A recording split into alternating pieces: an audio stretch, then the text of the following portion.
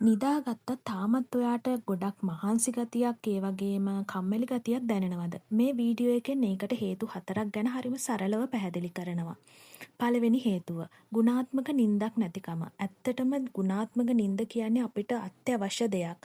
අපි නැගිටලා ඉන්න වෙලාවටත් අපේ ස්ට්‍රෙස් ලෙවල් එක අඩු කරන්න, ඒ වගේම එනර්ජි ලෙවල් වැඩි කරන්න අපිට ක්වොලිටි ස්ලීප් එකක් අනිවාර්යයි. ඒ වගේම දෙවෙනි හේතුව විදිහට ගන්න පුළුවන් ඔයාගේ ෆෝන් එකත් එක්ක ඒ වගේම ලැප්ටොප් එකත් එක්ක ගත කරන කාලය වැඩි නම්. ඒ කියන්නේ ස්ක්‍රීන් ටයිම් එක වැඩි නම්. ඒකත් ඔයාගේ එනර්ජි ලෙවල් අඩු කරන්න ගොඩක් බලපානවා.